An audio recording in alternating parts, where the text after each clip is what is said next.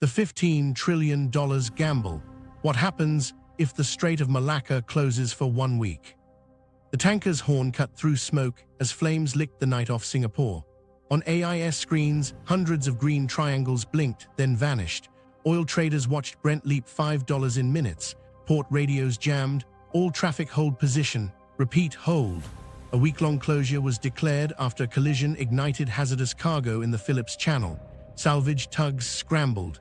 Navies lit encrypted lines. By sunrise, LNG bids went wild and 200 ships sat dead in the water. 7 days. That's all it would take to test the balance of global trade and everyone's nerve. To understand why, we need to go back. The chokepoint that feeds the world. Start with a map in your head. A 550-mile ribbon of water running from the Andaman Sea to the South China Sea, squeezed between Sumatra and the Malay Peninsula. The Strait of Malacca isn't just narrow. At its southern throat into the Singapore Strait, through the Phillips Channel, it's shallow where it matters and structured like a freeway with no hard shoulder. Traffic separation schemes, pilots, speed limits, every rule exists because steel here passes steel within ship lengths, and tide and draft don't forgive. Big crude carriers often avoid it for a reason. Fully laden VLCCs draw too deep, preferring Lombok or Sunda. So Malacca's daily parade is the fleet that can just fit. Aframaxes, Suezmaxes, product tankers, LNG and LPG carriers, and container ships stacked like apartment blocks. The choreography is relentless. Miss a tide window, miss a pilot, and you miss the plan that keeps Asia's energy and boxes on time. What actually moves through? Energy first. Oil and refined products linking the Persian Gulf, Indonesia, and Singapore's refining complex with demand in China, Japan, South Korea, and Southeast Asia. LNG from Qatar and Australia steaming to power plants that run cities by the hour. Then chemicals, palm oil, rubber, steel coils, and the sealed steel boxes that hide the world's supply chains. Smartphone assemblies, auto parts, medical devices, apparel by the season. The quiet truth behind all of it is distance equals money and time equals inventory. Malacca shortens both, which is why it never rests. On normal days, this looks effortless. AIS tracks flow like veins on a living organ.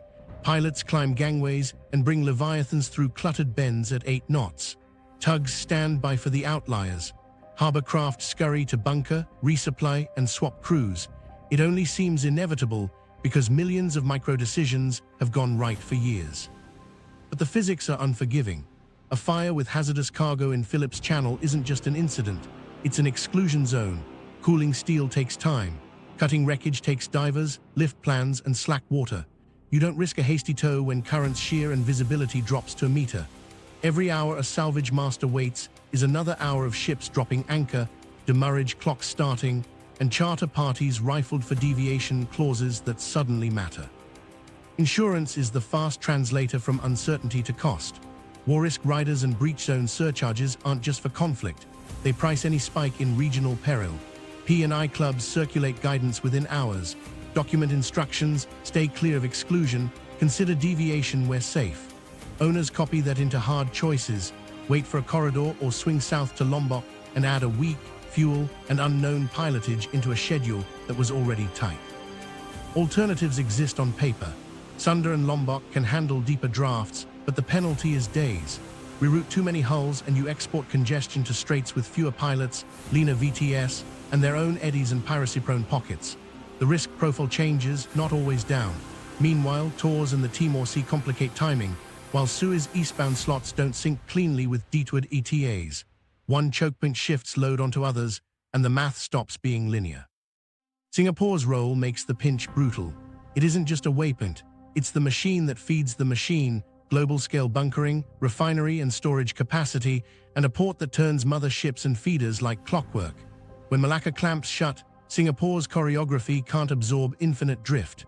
Bunker barge schedules slip, pilot rosters stretch, tug capacity gets pulled into salvage and safety. Every slip multiplies. A missed gate window strands empties needed up the coast. A delayed product tanker breaks a refinery blend plan. A late LNG carrier forces a utility to shave load and bid high tomorrow. Compare it to Suez and the Ever Given if you want. but understand the difference. Suez is a canal. Malacca and the Singapore Strait are a dense living artery at the heart of Asia's energy and container rhythms. EIA flow estimates have placed Malacca's crude and product transit around the tens of millions of barrels per day in recent years. Layer on a heavy share of Asia, Europe and intra-Asia container traffic funneling past Singapore. Close that for 7 days, and the backlog isn't just ships. It's factories idling for want of a harness, reefer cargoes running on gensets longer than planned, and power plants drawing down gas storage with a tighter jaw. Here's the human part. A chief engineer weighing whether their remaining VLSFO can make Lombok at economical speed, or if they need a risky uplift from an unfamiliar supplier. A pilot who's been on ladders since dawn deciding whether a marginal tide is safe enough for a controlled convoy. A logistics planner in Penang redrawing a week's truck routes because a feeder will miss tonight's berth, so empties won't be where the factory floor expects them. These choices don't make headlines, they make outcomes. Markets move fastest. Futures twitch first, credit second. But on the water, steel still moves at knots and tide. That lag is where the world learns what a chokepoint really is, a place that compresses geography into time, and time into pressure you feel far from the sea. The fuse is lit. 7 days is long enough. Day 1, the shockwave. Brent didn't climb, it jumped. In glass towers from Raffles Place to Canary Wharf, traders watched $5 gaps print like heartbeats out of rhythm. Gasoline diesel cracks widened as refiners bet products would outrun crude. LNG bids in the Pacific vanished, then reappeared with new zeros. On broker chat, caps lock took over. Price wasn't the scariest part, availability was. Character beat, 20-second montage, trader freezes at a margin call alert. A nurse checks a medicine fridge. A crane operator pauses, hand shaking on a joystick. A factory worker studies a blank shift board. A chief engineer quietly sets a fuel alarm threshold 10% higher. Lower third graphic, live price ladders snapping wider. Map inset of Malacca, Singapore corridor pulsing red. Callout, day 1, closure declared. Visual direction, split screen price ladders left. AIS density map right. Add subtle siren red pulse over Phillips channel. Quick insert of thermal cam still of fire zone. Sound cue, low frequency thump time to price gaps. Expert VOQ, maritime economist frames why availability, not just price, shocks systems in choke points. Governments moved before lunch. Singapore's Maritime and Port Authority broadcast immediate restrictions. Phillips Channel shut, traffic lanes frozen, pilots suspended except for emergency assists. Safety first, no exceptions. In Tokyo and Seoul, energy ministries convened task forces, modeling run cuts and gentle strategic stock draws without pulling the lever. In Washington, phones asked quiet questions. Salvage tugs, heavy lift gear, regional patrol coordination. Producer note, secure on camera or VO from a maritime salvage lead and a Port Authority official for authority on early hour decisions. Nothing public, everything fast. Graphic, on-screen pull quotes from MPA circular. Salvage sequence schematic, cool right arrow cut right arrow toe.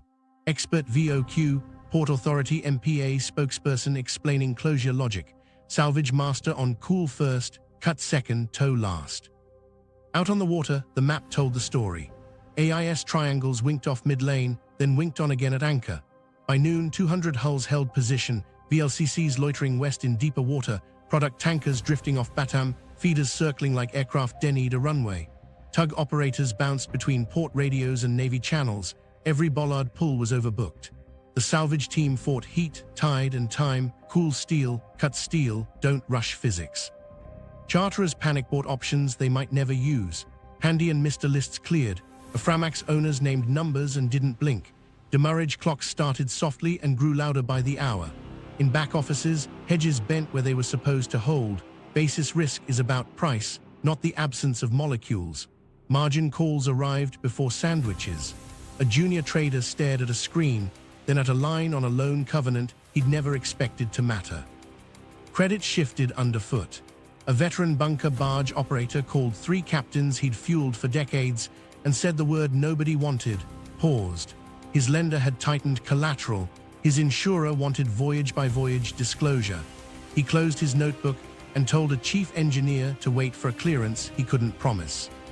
Official statements soothed the ear, not the math. Temporary closure, coordinated response. Markets priced hours, not adjectives. Japanese and Korean utilities called portfolio suppliers about Atlantic cargoes, knowing Suez was already strained, and Cape routing pushes calendars, not clocks. Gas-fired plants trimmed non-peak quietly to stretch storage. Procurement drafted spot tenders and deleted them when offers jumped again. They'd bid tomorrow. Tomorrow would cost more. On bridges across the anchorages, masters set extra anchor watches and walked fatigue charts.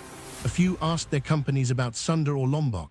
The reply was a spreadsheet, 7 to 10 days added, bunkers up 800 to 1,200 tons, pilotage unknown, berths uncertain on arrival. Roll the dice south or sit tight and wait for a corridor that didn't exist yet. Character beat. Cut to a young second officer sending a 10-second voice note home. Another night at anchor. Don't wait up. Insurance translated fear into invoices by afternoon. P&I clubs pushed circulars. Log every instruction. Avoid exclusion zones. Document deviation decisions. War risk and breach zone add-ons widened around the map, even without a shot fired. Cargo owners reread deviation clauses that had been wallpaper for years and realized who pays when time turns to sludge. Equities reacted in the shallow way equities do. Owners with steel on the water rallied like it was a different decade. Airlines ticked green on the theory that some freight would fly. Retail sagged on the calendar math of seasons that don't forgive late boxes. The screens were theater. The real plot unfolded in schedule rooms where planners stared at ETAs turning into riddles. Sound cue, heartbeat under low strings as ETAs slide right, quick cuts of Slack teams, messages piling up. In Singapore, terminals shifted manpower towards safety and salvage support, small shifts that compound later. Customs brokers flagged the obvious: you can't clear what hasn't birthed. A scheduler in Ulsan shaved refinery runs for next week to preserve crude timing and avoid product tank top when blend streams missed their dance. A power buyer in Osaka drafted for 2 prompt cargoes. The price leaped before he hit send. By dusk, rumor wrote a hopeful line about a controlled transit. Then a second flare cut the evening and the rumor died. In a conference room near harborfront, salvage leads and port officials stared at thermal imagery and tide tables. The window wasn't tonight. A salvage master traced a finger along the chart and said what no one wanted to hear on day one: cool first, cut second, tow last. Phones didn't stop. A factory planner in Penang called a forwarder about a feeder that now had no berth. A buyer in Bangkok asked about air for high-value lots. A chief engineer texted his supplier a single question, spec certainty, then waited in silence. Across the region, crews checked moorings, reset bridge alarms, brewed more coffee. Waiting is a job. Near midnight, an insurance desk in London adjusted a slider on a model and turned thousands into millions across an exposure column. Not because of fire, because of time. Day one closed with ships locked in place, credit thinner, premiums higher, and a simple truth spreading past the harbor lights: 7 days isn't a forecast, it's a fuse. Day 2, reroute roulette. Dawn didn't bring clarity, it brought calculators. Masters who'd held anchor all night called ops and laid out 2 bad choices: sit and hope a corridor opens, or turn south and pay in fuel, time and risk. VLCCs loaded deep didn't agonize. Their laden drafts were never squeezing Phillips Channel. They eased off Sumatra and arced toward Lombok or Timor, routes they knew from ballast legs. Each option added a week if weather held, more if it didn't. Bunker consumption penciled ugly, hundreds of tons extra at today's price, which changed every hour. Graphic, detour map overlay with additional days and bunker tons annotated per route. Containers took it harder. Weekly loops define the business. Breaking them means breaking promises. In planning rooms from Copenhagen to Busan, route maps bent like reeds: south of Java, east of Bali, across the Indian, and for Asia, Europe strings. Some planners whispered Cape of Good Hope if Suez eastbound slots didn't align with revised ETAs. A 10 to 14-day penalty detonates schedule integrity. One missed call spins into skipped ports, rolled cargo, and customer emails that read like accusations. Chokepoints multiplied. Surabaya's pilot lists filled with callers who'd never planned to be there. Tor's Strait's deep draft timing, always a narrow gate, turned into a puzzle with too few pieces per tide. Port control radios spoke in second languages of urgency and courtesy. VTS centers posted warnings about currents and limited anchorages. A captain who'd run these waters twice in 5 years briefed his crew like it was his first time. Extra lookouts, strict CPA limits, no hero moves on marginal tides. Insurance terms dropped their polite tone. Deviation endorsements arrived with numbers, not maybes. War risk maps widened around areas of concern, and breach zone definitions crept like ink. A charterer who'd shaved pennies on route planning last quarter now stared at dollars per ton in deviation costs. P&I guidance was consistent. Master's discretion under safety, document everything, keep AIS on unless ordered otherwise. Nobody wanted to see a dark ship in new lanes, with pirates still a seasonal nuisance in pockets south and east. On a Korean-built VLCC grinding south at economical speed, the chief engineer ran fuel curves and asked for a 1-knot reduction to secure margins to Fremantle, the next reliable bunker. Slow steaming saved tons but burned days. The refinery on the other end could adjust runs. The ocean didn't adjust physics. Crew managers called about rotations. What had been a 3-week leg stretched to 5. Shore leave evaporated. Rest hours got squeezed around unfamiliar pilot boards and heavier night watches. At a container line's control tower, a scheduler stared at an Asia-Europe service that suddenly couldn't hit 3 ports in sequence. The fix was surgery: cut a secondary call, transship the cargo later, and salvage the weekly cadence. That meant emails to customers with an optimistic word, recovery, and an internal word, apology. Yard planners flagged yards already tight. Empties, the oxygen of exports, wouldn't be where exporters needed them. Leasing firms raised rates while they still had boxes to lease. Meanwhile, charter markets spun. Aframaxes and Misters moved first. The lists emptied as charterers grabbed any hull with speed and reliable engines.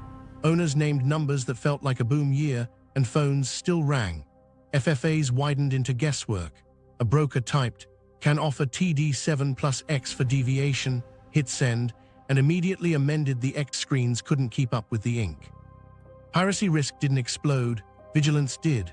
Racy AAP bulletins had warned for months about opportunistic boardings in the Singapore Strait's eastbound lanes and nearby anchorages, mostly low-severity thefts, knives more common than guns. Early 2025 reporting showed a notable uptick versus the prior year, a reminder to treat petty as situational. The reroute shifted threat maps, not the mindset. Captains posted extra lookouts at night, lit decks, and briefed crew on citadel drills. BMP basics mattered: hardening where practical, water hoses ready, comms checks tight. An approach that would have been a shrug last month now got a spotlight and a VHF hailed.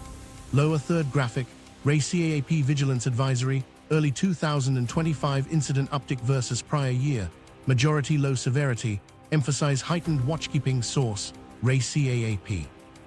Expert VOQ, Regional Maritime Security, analyst to contextualize trends without sensationalizing.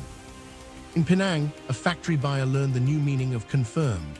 A feeder missing a Singapore berth by 18 hours meant her inbound reels were now a week out via Lombok. She tried to pivot inventory inland, borrow from a sister plant, pay premium drayage, a fraction of high-value lots. Air answered with a price triple last week's, bellies choked by batteries and farmer. She split the difference, protected the penalty SKUs, and wrote a note her CFO wouldn't like. A Singapore bunker supplier faced his own triage. With harbor craft prioritized for safety and salvage support, barges were tighter, credit tighter still. He told 2 longtime clients he'd deliver half stems now, balance on confirmed LC. He didn't doubt them, he doubted their counterparties weak. Rumors drifted of off-spec fuel offered just outside strict jurisdiction. Chief engineers waved them off. A bargain today isn't a bargain if the purifier screams in the Indian Ocean. Lawyers filled inboxes. Force majeure notices landed with timestamps and attachments, port circulars, VTS recordings, AIS tracks. Some counterparties accepted, others pressed for 72-hour review windows. A cargo owner argued for patience on day 2.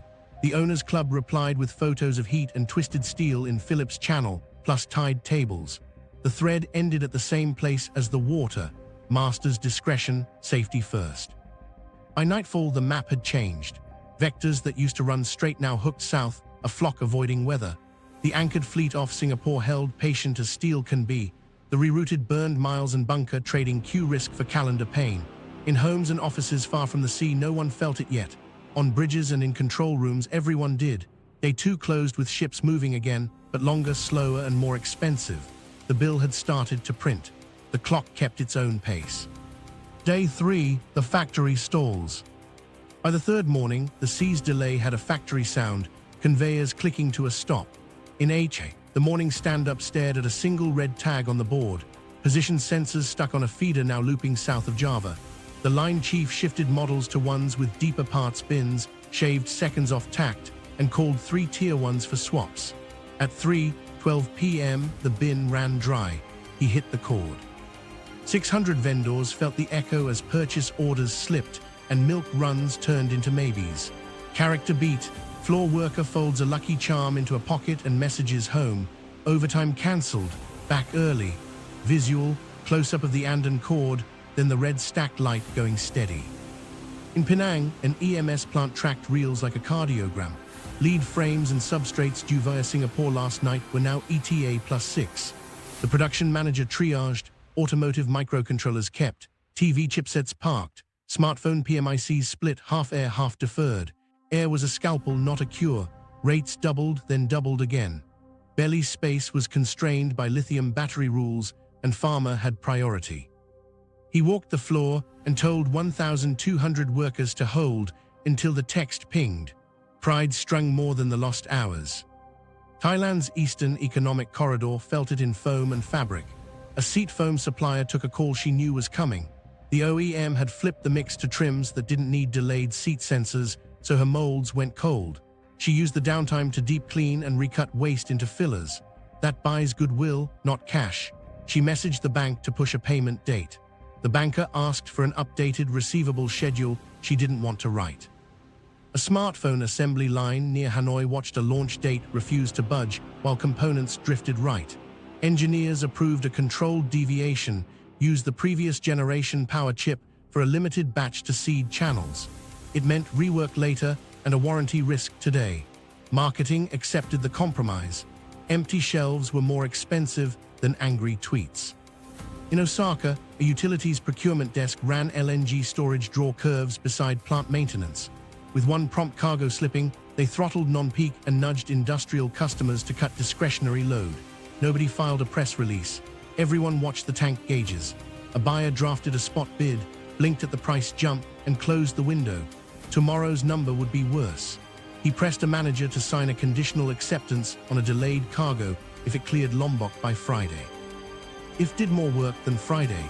Graphic, Japan-Korea heavy LNG dependence, East Asia's energy security tied to Malacca-Singapore lanes.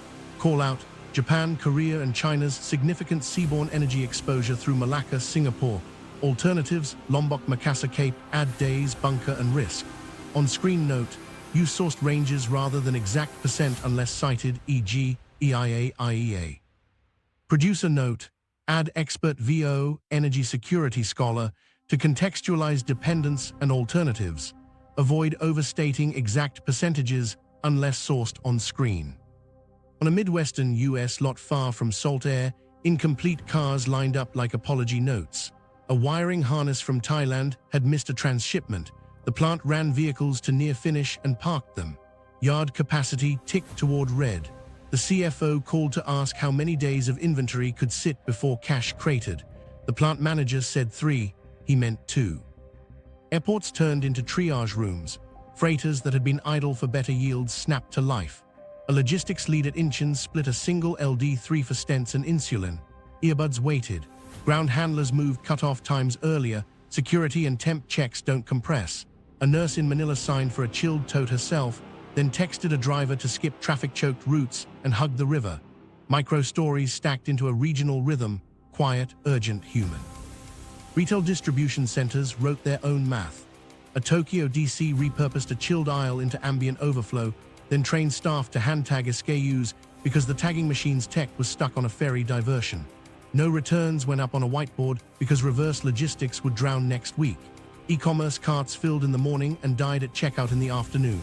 Stockouts climbed, cancellations followed. Customer chat script swapped from 2-day to ships in 1040. Some buyers shrugged and clicked elsewhere. Currency desks listened to factory stress as importers chased dollars for emergency air and bunker surcharges. The rupiah and ringgit wobbled intraday. Central banks nudged liquidity quietly through dealers.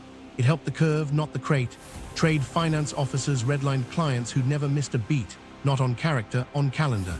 LCs got new footnotes, deviation clauses acknowledged, force majeure notices attached, margins up a notch. In Shenzhen, a packaging supplier recalculated shrink wrap and boxes because the export mix had shifted from large appliances to small devices that could still fly. His resin shipment sat outside Singapore. He cut film width by 1 millimeter to stretch inventory and told his crew to sort scrap for reuse. It felt like tinkering. It kept lines moving. On the Singapore anchorage, crew clocks ran like factory clocks. Masters rotated extra anchor watches. Chief engineers balanced generator loads for reefers humming on deck. A bosun checked chafe gear twice, then brewed coffee for a watch that wouldn't end fast. He sent a voice note home, maybe tomorrow. Tomorrow had become a moving target everywhere. By dusk, planners rewrote playbooks. Dual sourcing sounded smart yesterday. Today it meant phone calls to second sources already overwhelmed. Buffer stock was no longer an academic slide. It was a number written in ink inside contracts. And the emotional math, childcare reshuffles, overtime cancelled, pride bruised by sending crews home, made spreadsheets feel thin. Production doesn't collapse, it frays. On day 3, you could hear the fabric starting to tear. Day 4, the finance quake. By day 4, spreadsheets bled where schedules had torn. Shipping stocks opened like it was a boom year no one ordered. Owners with steel suddenly worth more for simply existing. Airlines popped on the idea cargo would fly. Retail and manufacturers sagged as the market did the grim math on missed seasons and idle lines. Sovereign spreads for energy importers ticked wider, not a panic, just the market adding a surcharge for fuel bills and late cargo. Graphic heat map of sector moves, ticker crawl excerpt showing shipping up, retail down. Sound cue, metronomic tick under montage of moving tickers. Risk models failed politely. VAR sheets built on price relationships watched those lines snap. Crude up, yes, but cracks misbehaving. Freight ripping while paper hedges covered the wrong thing. Price moves, not missing molecules. A risk officer cut positions across books, good with bad, because liquidity lives in what you can sell now. A CIO signed off and told the desk to keep powder for collateral calls. The calls came anyway. Obscure markets turned loud. FFAs dry and dirty went thin, then gappy. Quotes aged in minutes. A ship owner tried to lock a Cape deviation and found the screen was theater. The print arrived subject to review, which meant no. Basis risk had turned into calendar risk, and calendars don't trade. Trade finance became a frontline. Letters of credit that rolled for years without drama suddenly needed cash margins. A Manila logistics boss walked into his branch with perfect history and left told to post another 5% by Friday or face review. He sold a receivable, bought 48 hours, and called ops. We bought time. Spend it well. Currency desks felt the undertow. Importers scrambled for dollars to cover deviation fuel, air premiums, and demurrage. The rupiah and ringgit slipped intraday, central banks whispering liquidity through swaps and quiet lines. Yen funding nudged. A BOJ official made 3 calls that weren't about a level, but about keeping the pipes open. Basis narrowed, nerves didn't. Insurance monetized uncertainty like it always does. War risk maps widened their gray shading over areas of concern. Breach zone riders fattened, P&I clubs asked for screenshots, radio logs, and written confirmations to defend deviation later. Cargo policies revealed carve-outs nobody read until today. Waiting time off ports excluded, spoilage contingent on documented temp curves, STS in unapproved zones voiding claims. Owners signed warranties. Captains read fine print and kept AIS on, even when it meant advertising a soft underbelly in new lanes. In Singapore, a counterparty officer redlined names she'd never doubted. Not integrity runway. Bunker suppliers who had carried clients through storms were told by their own lenders to tighten. Cash or confirmed LC was suddenly the rule at the pier. Chief engineers waiting for stems saw barges diverted to safety work and invoices grow teeth. Corporate treasurers drew boxes, inventory, debt, cash. A sole retailer shaved buybacks and pulled a shelf registration forward. Procurement was told to renegotiate terms with suppliers who were also bleeding. A tie assembler tapped an unused revolver and paid up for air on a handful of SKUs because a partial shelf beats an empty one. Everyone ran days, not quarters. At a Geneva LNG desk, the head stared at a Pacific hole hedges couldn't fill. He could bid Atlantic cargoes and route via Suez or the Cape, but those sellers had already priced the detour and the risk of another choke. He cut prompt exposure, lengthened balance, and called 2 utilities, moved delivery windows, swapped penalties for flexibility. They agreed. Blackouts cost more than basis.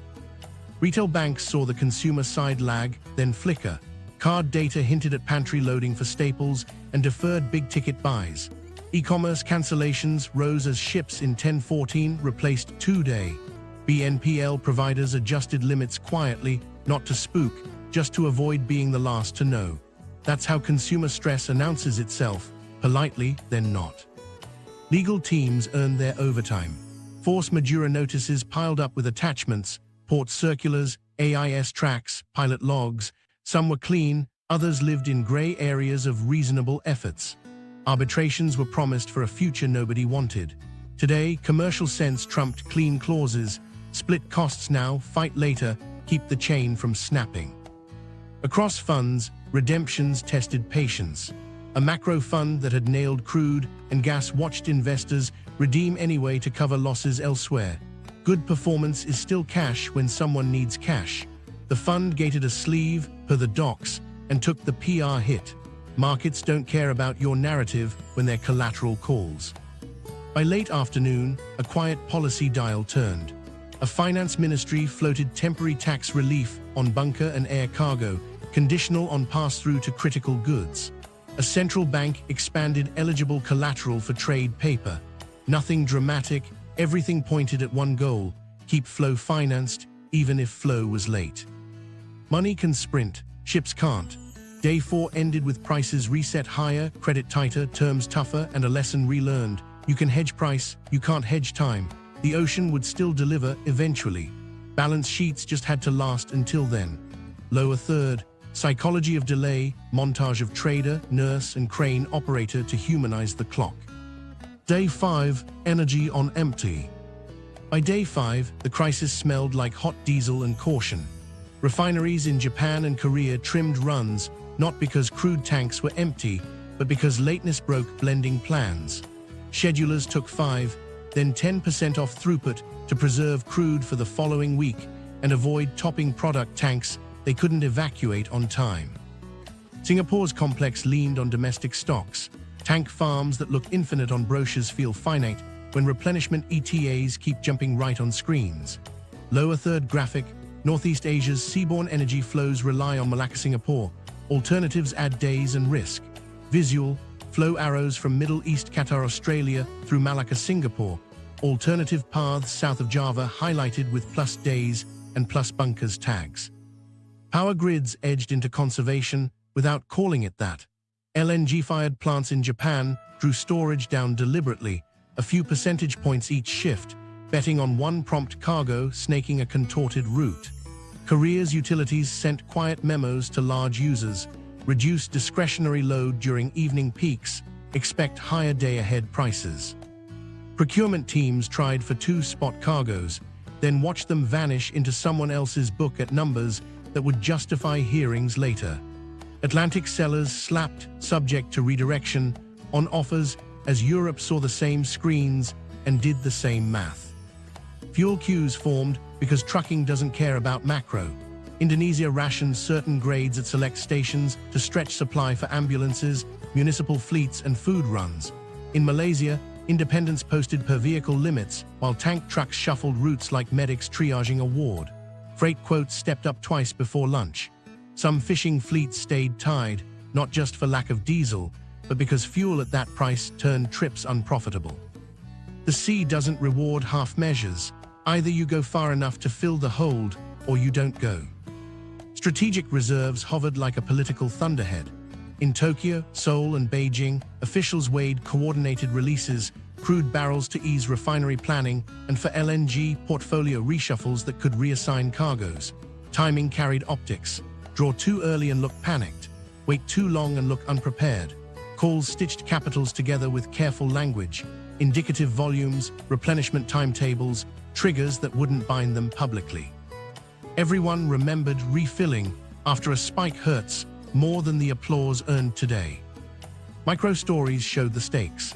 On a Jakarta hospital rooftop, an administrator checked the generator readout. 36 hours of diesel left. Grid power had been steady so far, but deliveries slipped a day. He redrew ambulance routes, nearest capable facility first, non-urgent transfers deferred, and asked maintenance to test transfer switches again. Down at the pier, a chief engineer refused a suspicious bunker sample with a sheen he didn't like. Saving 20 a ton isn't a saving if your purifier screams mid-Indian Ocean. Bunker markets turned into awkward pier conversations. Captains who'd planned to top off in Singapore now needed enough fuel to make Lombok and beyond. Suppliers asked for cash or confirmed LCs. Generosity had become survival math. With harbor craft tied to safety work, barge slots were scarce. Rumors of off-spec blends circulated just outside strict jurisdictions. Engineers stuck to the book. No bunkers without test results, no shortcuts in convoys. Inside a Korean refinery control room, a veteran operator nudged cut points. Jet margins had blown out, diesel was tight domestically. He stole a sliver from gasoline, sacrificed a fraction of vacuum gasoil to the cat cracker, and saw yields tilt by decimals that mattered. The economist upstairs would call it prudent optimization. On the board, it was a quiet compromise with physics. Meanwhile, product pipelines and floating storage resurfaced as flexibility, not arbitrage. A Bangkok midstream executive dusted off slides for incremental tanks, regional lines, and FSRUs staged as insurance. The pitch hit differently now. He sent a note to a shipowner about a VLCC as buffer barrel when schedules refused to play nice. Regulators frowned at optics, then asked for safety plans instead of dismissing the idea. Drivers felt the math at depot gates. A Johor logistics firm told small fleets to accept split loads and off-peak delivery slots for fuel priority. Radios filled with grumbling, then pragmatism. An owner-operator counted cash against two options: run half a day in queue or run full and gamble on a dry pump at dusk. He chose the queue. It felt like losing. It was surviving. Retail edges frayed where cold meets shelf. Supermarkets trimmed chilled promotions. Buyers reweighted toward ambient staples. Distribution centers rotated yogurt by date, swapped brands where supply held, and called local growers to accelerate harvests even if sizes weren't uniform. Imperfect produce landed in bins. Shoppers noticed and kept buying. Continuity beat aesthetics. In ports waiting on the first daylight convoys, flare stacks painted the sky amber. Not crisis, caution. Energy had become a day-by-day game for systems designed for steady flow. The ocean would catch up. Grids and tanks just had to make it to the catch. Day 5 ended with enough in the tanks to sleep, not enough to relax. Day 6, food, farmer, and the fridge. By day 6, the crisis moved from terminals to kitchens. Cold chains don't fail loudly, they drift a degree at a time. Reefers idling outside Singapore sucked diesel through gensets built for hours, not days. Fuel trucks prioritized hospitals and transit fleets, so some boxes cycled into warning ranges. Bananas browned early. Chilean salmon sweated brine. A buyer at a Southeast Asian supermarket chain stared at a dashboard of amber tags and pulled the plug on half the chilled promotions. You can't discount what isn't cold. Feed mills felt the hour hand, not the day hand. Southeast Asian poultry operations live on tight ration schedules. A mill outside Surabaya watched soybean meal drop to the line where compromise starts. They cut protein content for one cycle and warned farmers to lower flock density to ease stress. That buys hours and costs weight. An egg distributor in Kuala Lumpur lifted prices at dawn, not to gouge, but to keep trucks moving. At a small farm, a manager counted sacks and sent his nephew to a rival mill with cash. He didn't ask the price. He asked for a receipt and a promise. Hospitals measured risk in minutes, not margins. A Manila clinic network pooled orders for insulin and temperature-sensitive biologics, filling a narrow-body freighter belly with coolers and dry ice ratios checked twice. The ground handler moved cut off earlier. Security and temp checks don't bend. A nurse supervisor, usually nowhere near the cargo counter, signed release herself. On the tarmac, thunderheads stacked. The plane lifted into a slate sky, the kind of takeoff you feel in your teeth.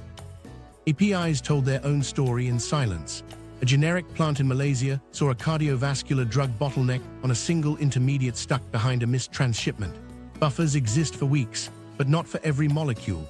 The plant manager called 3 hospitals with partial shipment offers and a plan B, switched to a therapeutically equivalent dose for a week with pharmacist sign-off. He phoned his forwarder about air. Hazmat solvent rules and price said not today. Oncology moved first. Vitamins waited. Air cargo turned triage. Forwarders carved small corridors for what must fly. Biologics, ICU consumables, high-value chips that keep assembly lines from going dark entirely. Lithium battery limits choked capacity right when rates doubled again. A logistics lead in Seoul split a single LD3, half for cardiac stents, half for emergency NICU meds. Earbuds lost their seat to a ventilator component. No one apologized. Supermarkets adjusted with quiet skill. Buyers shifted toward room temperature staples, rice, noodles, canned fish, and pulled fragile SKUs with tight date codes. A Bangkok distribution center repurposed a chilled aisle to ambient overflow, tightened dock appointment windows, and told carriers, arrive within 15 minutes or lose the slot. It sounded harsh. It saved degrees. On the floor, staff rotated yogurt by date and swapped brands without drama. Shoppers noticed imperfect produce and shorter choices. They still filled baskets. Cold warehouses played chess with kilowatts. A Johor facility consolidated pallets to reduce door cycles, staged pick waves to finish before peak heat, and ran maintenance on condenser fans before they failed. A reefer tech swapped a fan motor, wiped his hands, and moved to the next unit, the way you move down a row of ICU monitors. Degrees mattered more than headlines. Compliance teams walked a tightrope. A vaccine lot pushed the high-limit threshold for 20 minutes while a feeder barge waited on a pilot. Stability data allowed a conditional release with extra monitoring. QA convened a call, manufacturer, forwarder, receiving hospital. They reviewed the curve and signed with notes. The alternative, scrap and reorder, was worse than imperfect transport inside labeled tolerance. Restaurants edited menus in pencil. A Singapore hawker halved offerings when prawns came with prices his regulars wouldn't accept. He kept noodles, dropped clams, and wrote limited in chalk. A hotel chef swapped imported berries for local papaya, cut ice sculptures, and told pastry to switch recipes. Guests noticed fresher fruit and a smaller cold buffet.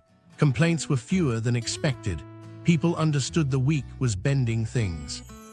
Grain importers watched weather apps the way traders watch screens. If rain hit when bulk finally arrived, discharge would slow. Silos had headroom now, but buffers vanish fast when mills ramp. A trader in Ho Chi Minh City placed a tentative corn buy to hedge the gap, then cancelled when a conv ETA moved forward a day.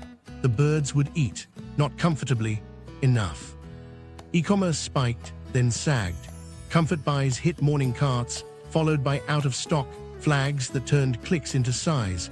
Platforms paused reverse logistics to reassign hands to outbound. You can't process returns when inbound is starving.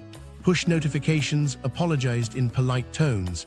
Users grumbled and reordered shelf-stable goods. Community-level fixes showed up like muscle memory.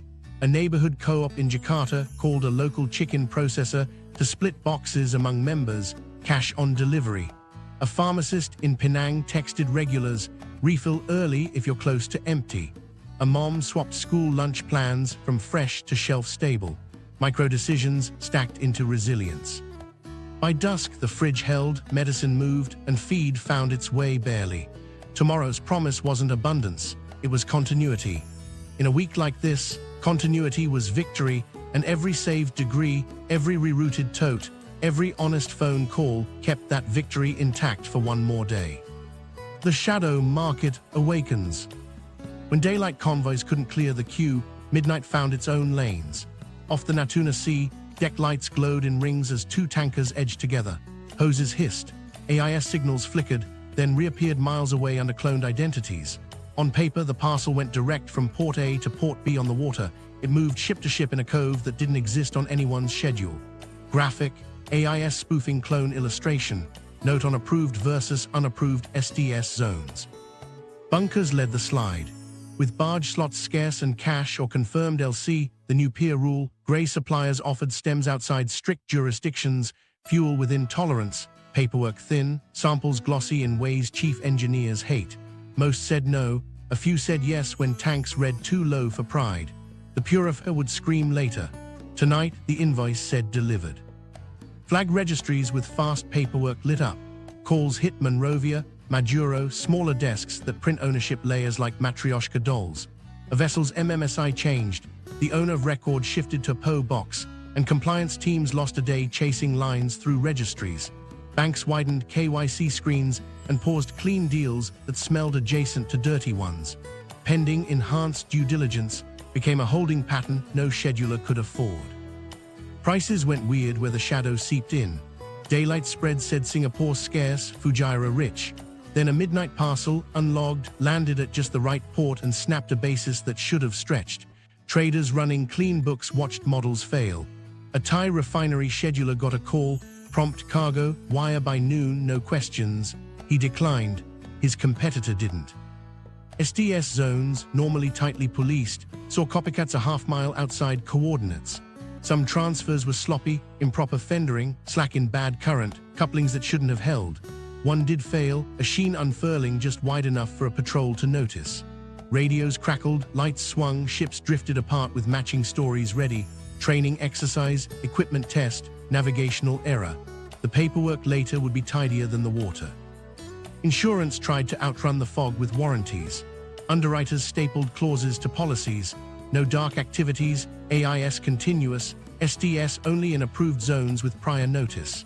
Owners signed, then forwarded the warnings to masters who now faced three unlovely choices: wait and risk running low, deviate and pay, or dance in the grey and pray nothing broke. A few chose the third. Most remembered claims departments have long memories. According to RACAAP reporting, petty theft and armed robbery in these waters are usually low severity, knives, fast exits, stores stolen. Incident tallies in early 2025 moved higher than the prior year, enough to put watchkeepers on edge without changing the overall risk tier. Rerouting shifted risk maps, not the baseline. Still, a handful of opportunists pressed closer in the new lanes, skiffs checking ladders, shadows at the rail.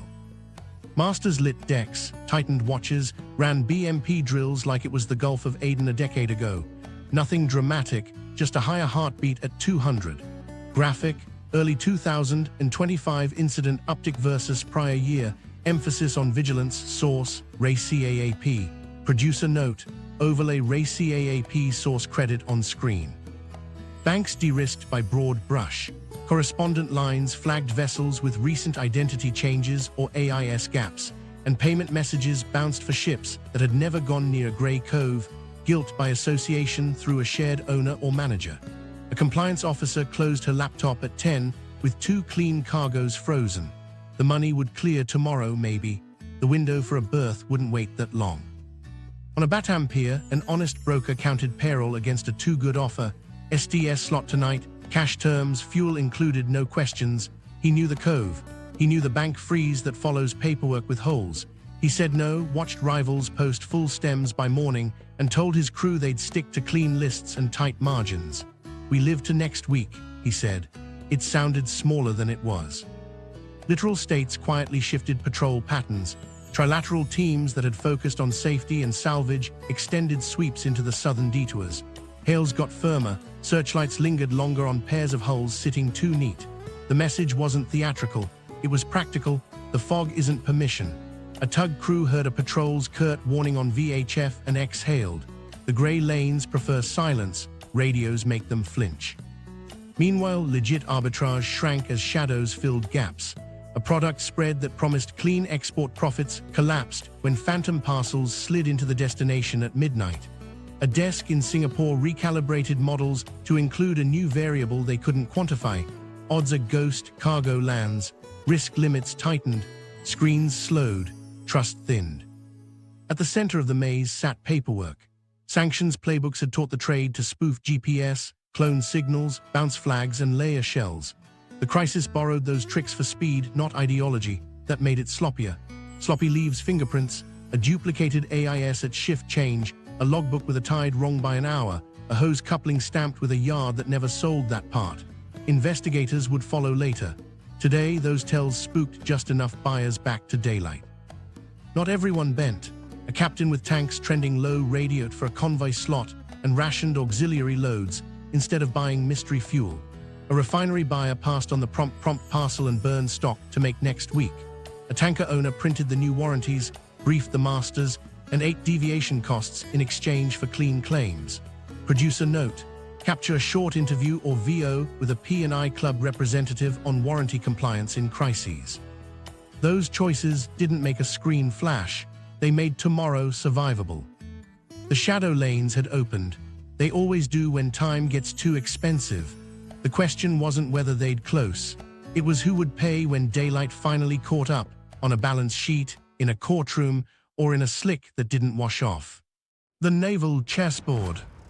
By dawn sliding into day 7, grey hulls had ringed the silence with discipline.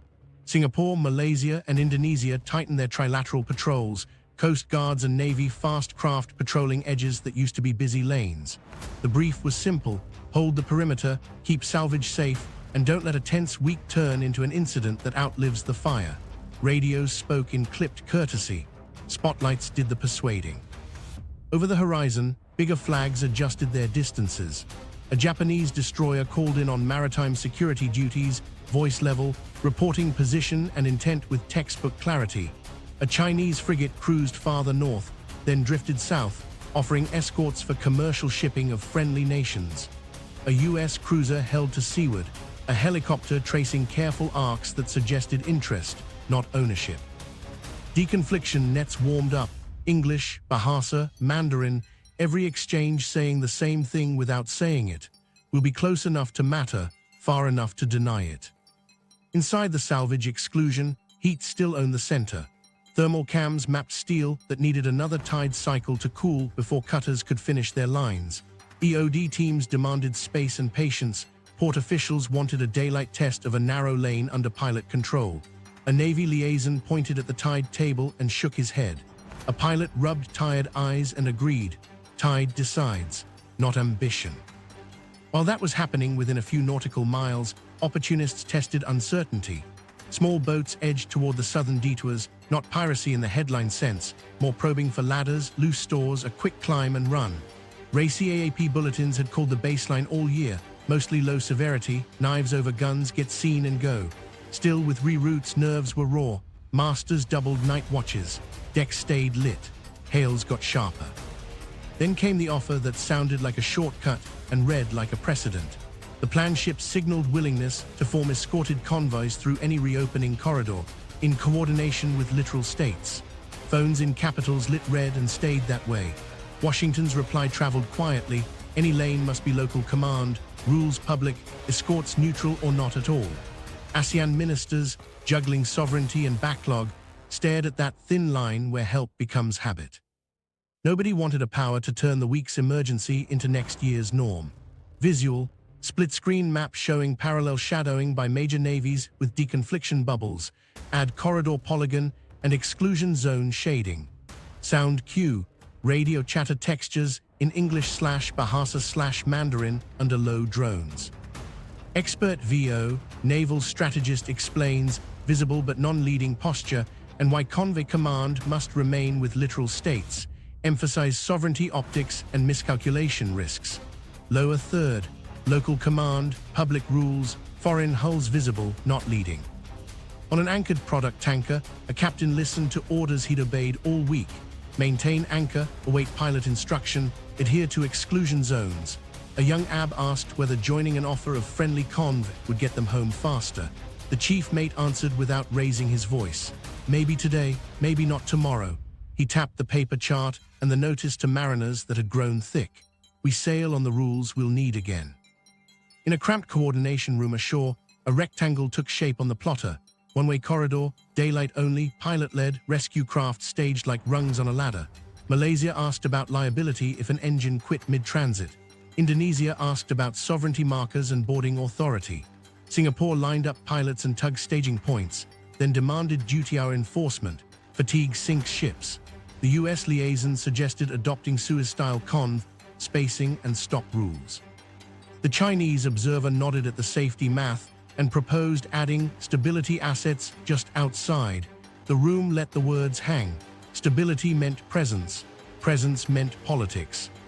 What nobody outside saw was a diver's still image of twisted metal angling beyond the charted debris line, jagged enough to catch a hull at convoy speed. EOD wanted one more cut at slack water. The salvage lead slid the print onto the table. Arguments ended. Another 8 hours banked. Out at anchor, the human clock ticked louder. Rest rosters fought with readiness. Crews drilled quick-release procedures for a tow if a ship lost steerage inside the lane. Harbor tugs practiced rolling hitches on a training hulk. Medics readied IVs for heatstroke on tug decks where the sun turned steel to griddles.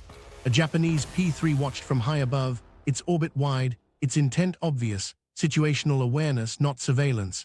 Diplomats care about labels. Sailors care about distance. By mid-afternoon, language emerged that everyone could live with.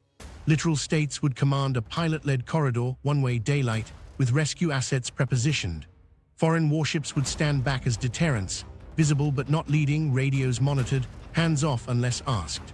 The first harborcraft test crept through as the light softened, tug and pilot boat ghosting along thermal evidence that said the water was safer than yesterday, not yet normal. Convoying rewrites etiquette into rules. Lead ship sets speed, spacing is law, radios stay sterilized to call signs and commands. If a hull falters, the column stops and the rescue plan activates. No improvisation, no bravado. Pilots carried speed cards and track lines printed with tolerances measured in meters. They knew the tide's minute-by-minute mood. They also knew the fatigue in their own hands. Across the chessboard, the big flags held their choreography. The planned frigate kept a parallel shadow just far enough to be respectable. The US cruiser edged its picket line outward, helicopter relocating to a station where it could see opportunists without seeing too much of the corridor. The Japanese destroyer slid to a geometry that would make an unlogged approach rethink the night. Everyone's comfort zone got narrower. Everyone's radios stayed polite. The test worked. The test proved very little. 50 ships might creep through tomorrow, then another 50 the next day, tide willing. Hundreds would wait. Trust would lag tide by days. But the board finally had a plan that honored physics and politics in equal measure. Not elegant, enough. The sea had swallowed bigger ambitions whole. It respected this kind of caution. So did the people who had to bring steel through a straw without scraping it. The backlog monster. At first light, the announcement everyone begged for finally came. A narrow corridor, daylight only, pilot-led one-way in Convoy. It sounded like relief. It felt like rationing. Visual, top-down map with corridor overlay, pilot tug staging icons, tally counter showing ships cleared per window, queue length indicator. Producer note, add pilot POV cam for ladder climb plus bridge audio of standardized convoy commands to heighten immersion. Pilots running on caffeine and short naps climbed ladders with clipped nods. Tugs idled at staging points, rescue craft spaced like ambulances along a race route. The first column crept forward, 10 ships, speed-capped, radios spare. No horns, no chatter. Every wake felt like a question. Sound cue, subtle click tracks sync to convoy spacing. Phantom reopening is cruel because it looks like progress and adds very little. 20 ships made it by noon, then the lane paused for debris checks. Another 20 at dusk, then pilot duty limits hit and the window closed with the light. Hundreds still sat. Masters did the brutal math. At this pace, your turn was 2, 3, maybe 4 days away. Anchors groaned, patience frayed. A captain stared at the skyline of cranes and murmured to his mate, "We're crawling through a straw." Convoy rules turned small errors into multipliers. If one engine lagged, everyone lagged. If a pilot stepped off for a med check, the column froze. Speed restrictions kept engines at awkward loads, burning bunker to go almost nowhere. Outbound traffic stacked behind inbound priorities, and reversing the flow cost an hour each time. The salvage exclusion stayed clear. The backlog didn't. Beyond the strait, the bullwhip cracked. Buson's terminals watched ETA clusters that looked like squall lines, silence, then 10 box ships at once. Rotterdam's planners saw arrivals lurch right by days, then converge like a funnel. Yard utilization hit ceilings safety officers hated. Rubber-tired gantries threaded red slot maps. Gate queues braided into adjacent streets. A dispatcher in Antwerp radioed a driver to take lunch on the shoulder. There was nowhere safe to stage a hot reefer. Containers drifted out of position like chess pieces kicked under a couch. Empties that should have cycled back to Vietnam and Bangladesh sat under loads in Europe. Exporters stared at finished garments with no 40-foot-high cubes to stuff. Leasing firms fielded calls from 3 continents and raised rates mid-sentence. In the U.S. interior, chassis shortages flared before anyone connected them to a lane half a world away. Late ships into L.A. meant late boxes to Chicago, meant chassis stuck under freight that couldn't be turned. Detention and demurrage became a countdown with no mercy. Carriers extended free time for a handful of key accounts, then clawed hours elsewhere to keep revenue whole. Shippers argued, act of God. Carriers pointed at contracts. A forwarder in Hamburg printed photos of the closed lane and placed them on a claims desk like talismans. The answer didn't change: pay now, appeal later. Cash went out, resentment grew roots. Insert quick vox pops: warehouse picker, trucker, crane driver, one line each about waiting costs. Lower third, time is the bill. Sound cue, low metronome tick under edits to reinforce the line. Labor carried the weight with bodies and hours. Terminal managers booked overtime in blocks, then added more when Convoy slips stacked. Crane drivers pulled doubles, eyes burning under hard fluorescence. A union rep walked the quay with a clipboard and a warning: fatigue kills. Near misses rose, a twist lock dropped, a spreader misaligned, a horn blast freezing a yard for 3 seconds that felt like a lifetime. Safety briefings got sharper, not softer. In a cab high over the Mars flacked, a crane operator nudged a 40 into a slot so tight it felt like threading a needle with gloves. 16 hours in, he rolled his shoulders, sipped lukewarm coffee, and texted his kid, late again. He swung the next box and glanced at the horizon, steel waiting for his hands. On the water, carriers rewrote rotations mid-voyage. Cut and run turned policy, drop at a primary, omit a secondary, transship later when the mess thinned. Customers received emails labeled service update port omission and swallowed another week. Inland rail yards felt the pile. A train planner in Kansas City counted well slots, took a breath, and embargoed new bookings to clear the snake. Twitter flamed. He logged off and moved cars. Bunkering spun like plates. Ships that finally cleared the lane demanded fuel they'd planned to take days earlier. Suppliers triaged by safety, credit, and what their sparse barge schedule could touch. A captain who waited 5 days for a pilot now waited 8 hours for a stem, still a gift compared to anchor time. Chief engineers eyed sulfur specs and viscosity charts with suspicion born of last night's off-spec rumors. No one wanted a dead engine in Convoy. Warehouse managers lived a parallel storm. In Felixstowe, a 3PL turned a cross-dock into triage, then overflowed anyway. Pick teams jogged aisles under screens filled with priority flags. A floor lead drew a fresh map on cardboard, taped it to a pillar, and called it good enough. In Shenzhen, a factory shipping dock toggled from idle to frantic in an afternoon, then stuck when no empties arrived. Workers leaned on pallets and scrolled their phones, waiting for trucks that wouldn't show today. Customs added friction nobody noticed until it pinched. New stacks meant new manifests, new scans, and the same number of officers. Green lanes got overwhelmed. One flagged box could trap 10 behind it. Brokers begged for staggered berths. Berths didn't ask. Phantom reopening calmed headlines and deflated nothing. The lane was technically open. Time wasn't. The backlog had become a living thing, eating labor, money, fuel, and patience, moving just enough to keep hope alive, too slowly to release pressure. The week had ended on calendars. On the water and at the gates, it hadn't even begun to end. Counting the bill, the path to $15 trillion. In boardrooms and back offices, the question finally hardens. What does a week really cost? You can start with invoices, the easy part, and still miss the weight. Freight first. Asia, Europe container spot rates doubled, then doubled again, with Cape penalties stacked on top. Each weekly loop missed bleeds millions from a service string, multiply across fleets and yaw in tens of billions before ships even berth. Tankers burned hundreds to over 1,000 extra tons of bunker on detours. At crisis prices, that's a 6-figure hit per voyage across hundreds of hulls. Demurrage clocks didn't blink. Product tankers at tens of thousands a day, VLCCs higher, running at anchor while pilots slept and tide took its time. Spoilage isn't loud, but it's real. Reefers drifting out of tolerance, feed that arrived a day late and cost weight on birds, high-value farmer that needed validation or replacement. Refineries cut runs. Even 5 to 10% reductions across Japan and Korea carved millions of barrels from product output, lifting local premiums and forcing imports later at worse terms. Then the indirects, the ones accountants argue about because they don't sit neatly on a line. Equity drawdowns for retailers and manufacturers erase capital windows. Currency swings push importer debt service higher for quarters, not days. Productivity loss compounds. A line idled for hours needs days to resequence. Rework yards fill with half-finished cars waiting for a wiring harness. Sales windows don't reschedule. Fashion seasons, phone launches, holiday promos. The date is the date. A buyer who substitutes once sometimes doesn't return. Finance can pump liquidity into cracks. It can't mint time, so the knock-on becomes a drag on GDP prints that soften next quarter, then softer the next. Hidden in the legal folders is the systemic premium, the bill that lingers long after headlines die. Insurance resets.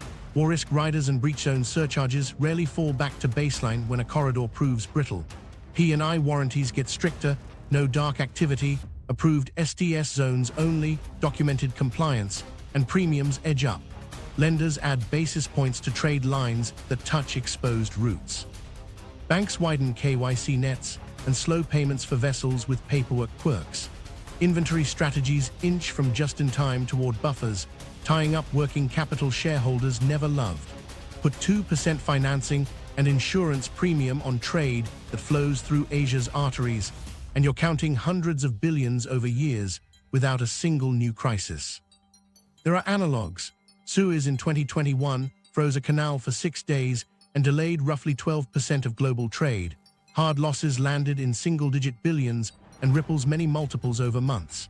The oil shocks of the 1970s rewired consumption over years, but they didn't stop containers at a throat for a week. The Asian financial crisis of the late 1990s smashed currencies and trade finance. Ships still sailed on time. Malacca for 7 days is a hybrid energy jolt, logistics paralysis, finance squeeze, concentrated where East Asia breathes. Government and industry data have long put Malacca. Singapore flows in the tens of millions of barrels per day for crude and products, plus a heavy share of Asia, Europe and intra-Asia boxes. Pinch that, and the bruise on the surface hides an interior bleed. So how do you climb from painful billions to a number like 15 trillion without cheating? You don't claim it in 1 week's invoices. You build it in layers, and you show the math. Graphic, 3 concentric rings. Ring 1, immediate disruption. Lost throughput, extra fuel, demurrage, spoilage, emergency air run cuts. Visible tens to low hundreds of billions in the first month as the system stutters. Ring 2, backlog drag. Months of missynced equipment, chassis and empties out of position, rate elevation, overtime, safety incidents, and missed sales that shave tenths off growth across dozens of economies. Global trade sits near a quarter of world GDP. Impair a meaningful share for a quarter, and you're into low single-digit trillions of foregone output across networks, not nations. Ring 3, systemic premium. Lasting repricing of risk, insurance, financing, inventory, baked into every voyage and PO touching this corridor or its substitutes. A 1 to 2% Malacca margin on the value moving through Asia's arteries, compounded over years, stacks the rest. On-screen math moment, illustrative. If global GDP approximately $100 T, trade approximately $25 T, and touches Asia's arteries directly indirectly, then a 1-2% lasting risk premium on that slice, plus a quarter-long throughput impairment, can sum to multi-trillion drag over a decade. Visual animated calculator overlay tallying illustrative figures, transparency note on screen, illustrative model, sources, IMF WTO EIA where cited. Expert VO, maritime economist to frame assumptions as illustrative, not precise forecasts. Reinforce that $15 T is a decade-scale cumulative drag, systemic premium plus backlog drag, not a single week invoice. A CFO in a glass tower boiled it into 3 slides. Slide 1, this quarter's hits, cash out, cash delayed, SKUs missed. Slide 2, next year's structure, higher premiums, thicker buffer stock, alternate routing with longer lead times. Slide 3, the only decision, diversify routes and nodes now, not because Malacca disappears, but because a single throat shouldn't decide your quarter. Policy follows money. Port authorities fund pilot pools and tug staging to shorten reopenings. Customs agencies pilot green lanes for critical parts with pre-cleared data. Utilities advance storage expansions and lease floating regas as insurance. Banks price route riders, better terms if you can document alternate ports. Insurers discount proven resilience. The premium for just in case is loud in year 1 and quiet by year 3. Boards nod after one clean quarter without a stoppage. People promise resilience after each scare. Some follow through, dual port contracts, inland buffers, flexible energy. Others underfund the fix and hope the next closure belongs to someone else. The bill doesn't care. It shows up at the pump, in the power bill, on a checkout page, and in the cost of money. Added over quarters, multiply by habits that change slowly, and a 7-day choke becomes a 15 trillion lesson spread across a decade. The rewiring, aftershocks, and adaptation. When the corridor thinned to a trickle, planners stopped promising normal and started buying time. Route diversification moved from slide deck to schedule. Asia, Europe loops added a permanent southern contingency. Lombok and Makassar sketched into rotations with built-in fuel and pilot buffers. One carrier's ops chief wrote a new line on the daily brief: south of Java alive until further notice. It read like a patch. It became policy. Lower third, rewiring in progress, map layers toggling between normal and contingency routes. Producer note: secure short soundbites from a liner network planner and a port operations chief on playbook changes. Schedules learned to bend without breaking. Control towers stitched rolling, recovery windows into loops, preplanned porter missions, conditional cut-and-run triggers, and swap calls that kept weekly cadence even if a call slid. Crews got new standing orders, extra lookouts in unfamiliar lanes, tighter CPA limits near fast currents, and standard BMP refreshers through piracy-prone pockets flagged by racy AAP. Nothing dramatic, just professional muscle memory formalized.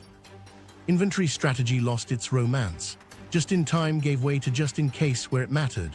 OEMs wrote vendor-managed buffers into contracts tied to named chokepoints. 2 weeks of a parts in bonded warehouses near Lim Chabang and Yokohama, mirrored kits staged inland, not on the pier. Banks agreed to finance the metal because financed stock beats a dead line. Procurement stamped dual-source clauses with teeth. Award splits contingent on proving alternate routing and safety stock inside 1 day's truck of the plant. Energy planners dusted off shelved projects and found the money waiting. Floating storage regas units, once a niche arbitrage toy, turned into resilience on lease schedules. Utilities advanced small storage expansions with quick turn send-out, and midstream firms pitched incremental product pipelines that bypassed the pinch by inches, not continents. Days of coverage, charts got a minister's attention better than adjectives. The budgets followed because the dim week was fresh in memory. Info card, FSRUs and incremental storage as near-term resilience levers. Reroutes add time but buffers by breathing room. Visual direction, before-after storage level gauges. Map pins for candidate FSRU sites with send-out capacities. Floating barrels changed jobs. VLCCs that used to sit on contango now anchored as buffer barrels at agreed positions, tied to explicit safety plans and patrol coordination. Regulators grumbled about optics, then approved pilots with hard rules. AIS always on, transponders audited, STS prohibited in unapproved zones. Traders shrugged. Call it what you want. A day's steam within the grid is a lifeline when convoys throttle flow. Ports rewired people and steel. Pilot pools expanded with fatigue caps and dedicated rest stations. Tug staging points were pre-charted for reopenings, and emergency convoy playbooks moved from drawer to dock. Singapore tightened bunkering credit governance. Cash or confirmed LC stayed, but layered a critical goods fast lane for fuel and berths tied to medicine, food, and grid inputs, auditable and time boxed to avoid mission creep. Terminal OS got a new module. Backlog mode, with Convoy away a yard plans and gate throttles that protected reefers and hazmat lanes when stacks turned red. Customs found speed hiding in data. Green lanes for critical parts went from pilot to practice, pre-cleared manifests, pre-risk shippers, randomized post-clear audits to keep it honest. Brokers uploaded digital twins of paperwork before hulls crossed pilots, cutting days into hours when the tide finally allowed a berth. No one wrote op-eds about it. Everyone felt the seconds saved. Finance priced resilience like a discount code. Trade lines came with route riders. Show dual port contracts and documented buffers, get 10 basis points back. Insurers added a resilience credit, clean AIS history, approved SDS only, corridor compliance logs, trim 5% off the rider. P&I clubs offered faster claims handling to owners who shared pilotage, tow, and fatigue rosters in real time during closures. The market stopped paying only for speed, it paid for options. Technology stopped pretending to be magic and became a tool. AIS analytics learned to flag cloned identities and dark activity patterns in real time, pushing alerts to charterers and banks before payments hit compliance walls. Port-to-port ETA engines fed weather, tide, pilot duty rosters, and salvage NOTAMs into risk scores ops chiefs actually trusted. Booking platforms added a resilience score beside rate, historical stability through disruptions, reroute depth, and idle time performance. Some shippers still clicked cheapest. More clicked gets there. Regionalization accelerated by inches. China +1 turned into China +2 and near. A US appliance brand split assembly between Suzhou and Batangas, with kitted parts staged in Chonburi. Lead times lengthened a week. Exposure dropped by half. In Mexico and the US Southeast, suppliers 1-second source slots for SKUs that couldn't afford a 14-day ocean swing plus a queue. It wasn't a rebellion against efficiency. It was a tax against fragility. Micro contracts reflected macro lessons. A Vietnamese garment exporter signed longer-term allocations with feeder lines into Tanjung Priok and Port Klang as backstops to Singapore, with penalties for missed windows that cut both ways. An Indonesian chemicals producer secured guaranteed Makassar slots with priority on reopening, posting a performance bond to make it real. A Thai assembler wrote a clause that let them air 5% of a purchase order at the seller's expense if delivery strayed beyond a Chokepoint-defined window. Everyone hated the language. Everyone signed. ASEAN ministers moved drills from talking points to calendars. Joint Chokepoint wargames ran on shared maps, convoy turn windows, EOD perimeters, pilot fatigue caps, joint comms. Radio scripts were standardized, sovereignty was underlined. Foreign stability assets got a polite perimeter and a public phrase. Invited by none, welcomed as neighbors, leading nothing. Expert VO, regional security scholar to explain why local command preserves legitimacy and reduces miscalculation. It wasn't poetry, it was durable. None of this felt heroic. It felt like maintenance. Resilience didn't become a press release. It became budget lines and boring warehouses, extra pilots on a Tuesday, VLCCs anchored where heat maps said useful, and contracts with clauses you never want to invoke. The week taught a simple lesson you can't hedge away. Physics, weather, and politics keep their own calendars. You buy slack where it's dull, you diversify where it's ugly, and you accept that a throat on the map will always be a throat. Crowded on good days, unforgiving on bad ones. The rewiring wasn't neat. It was enough to breathe when the tide turns again. The unfixable vulnerability. Here's the truth planners hate because they can't negotiate with it. The strait still looks like it always did. Narrow water, shifting sand, crowded lanes, human hands on big steel. You can dredge a bend and drop another buoy. You can't widen Sumatra or lift Singapore onto deeper shelf. Draft is physics. Clearance is minutes of tide. Margin is human. The way brief archival nod to Suez 2021 and the Roaring 40s, Furious 50s, Drake Passage research, different geographies, same lesson about physics outrunning plans. Producer note, use 2021 Suez B-roll and overlay the Drake Passage, perfect storm physics explainer, ACC bottleneck rogue waves as an analogy for Chokepoint physics. Cite source in lower third Drake Passage research. Lower third, different seas, same lesson. Bottlenecks amplify physics. Phillips Channel doesn't care about quarterly targets. Traffic separation works until fog drops, a helmsman hesitates, or tug coughs at the wrong second. Cargoes worth millions hang on single-digit degrees of rudder. A pilot timing a swell onto a ladder isn't thinking about a model. He's watching his boot and the next wave. A salvage diver doesn't care that a dashboard shows his work in real time. He cares that the cut holds and current stays kind. Most days, that chain is enough. On one day, it is. Governance layers don't change the water either. 3 literal states shoulder pilots, patrols, and politics while the world sails through and complains when rules slow them down. When something breaks, liability fog rolls in. Who ordered the closure? Which statute governs the salvage? What club pays when a safety call costs billions? Lawyers sort it later. Captains need clarity now. During this week, pilot-led one-way daylight wasn't a slogan. It was the only language physics would accept. Technology helps around the edges. E-navigation, AIS anomaly flags, smarter pilotage aids, they reduce the easy mistakes. But autonomy in confined waters is a different beast from mid-ocean. Sensors don't cool steel faster. Machine learning doesn't open a tide window. Predictive engines can rank risk. They can't move a submerged plate 2 meters to starboard. In lanes this tight, judgment is still the last mile, and judgment gets tired. Economics keeps inviting risk back in. The system runs hot by design, thin inventories, optimized rotations, few spare pilots, tight bunkering windows, because slack is expensive. After every scare we promise buffers. A year later, carrying cost trims 0.5%, a barge schedule tightens, a pilot pool drifts back to efficient. Efficiency lowers costs and options at the same time. The strait keeps its leverage. Sovereignty complicates help. Trilateral patrols work because neighbors decided they would, not because a bigger flag said so. Foreign hulls standing off as stability assets can deter opportunists, but the line between deterrence and precedent is thin. In this week, the compromise held: local command, public rules, visible but non-leading great power ships. That works when everyone likes the optics. It's fragile when anyone doesn't. Insurance turns ambiguity into price. New warranties, no dark activities, approved SDS zones only, documented corridor compliance, will travel with policies long after the smoke clears.